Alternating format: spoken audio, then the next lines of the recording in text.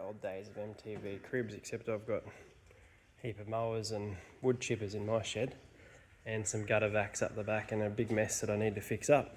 But that's not what we're here for. The start of our seedling process. So we do all our seedlings on this table into seedling trays. Soon there'll be a tub under here with all the soil that we'll need. I'll just use one generic mix that I'm going to make up. And have the germination chamber, which we have some bok choy and some mescaline mix growing in here, and some seedlings, which is just a aquarium heater, which we don't need. This isn't even running at the moment. The only thing this needs added is a fan. It's not getting enough oxygen in there. I had a flat battery earlier in the week, which was a bit shit on a mowing job that I was doing, but we fixed that up.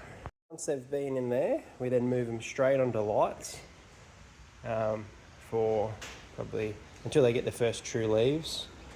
We have a fan that runs on them, which boosts growth hormone and makes them stronger.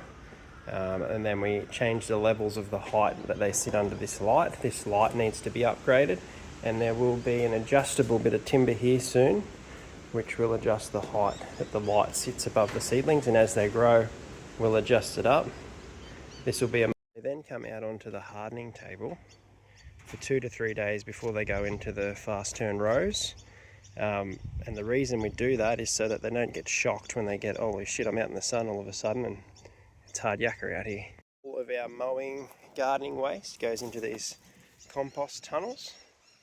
They're turned 3 to 4 times, turned into a beautiful compost, which we use in our fast turn beds. So we have no input costs for any soil in any of the beds, and we'll just rapidly expand the busier the season gets. The only thing is turning these can be a pain in the ass, so sometimes that's a bit delayed. They're all tracked via a thermometer that's inactive, which is really good. This does need to be turned, and it does need a lot of water. We're in a bit of a mini drought at the moment, so as long as it's sitting there, it's okay. That needs to be turned tomorrow morning. This is a really good one.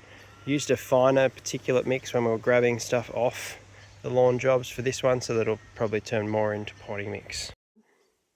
Once we've done that, we run our seedlings out onto our rows down here. We currently have 4 rows. We've got room for 1 more in this area. It is incredibly hot here at the moment, so if you're not careful, things go to seed. I have let them go to seed this time, so I want to really control our input cost of seed, even though it's $2 a pack, but I thought I'd do that. Zinnias are firing, pumpkins have taken over down here, so this will all be cleared out. Those 2 compost tunnels that we went through will do a bed each, and then that'll be good. For 2 years virtually we'll get continuous cropping without needing to rotate with those composts in these beds, and then we'll easily get another 2. The far one's only just been done. It's got a lot of tomatoes coming through it, which is phenomenal. In our seedling process and what we're trying to refine it to. Watch for updates as those beds change over to fast turn salads. If you like this video, give it a like, give it a subscribe, give us a comment if there's anything that you'd refine.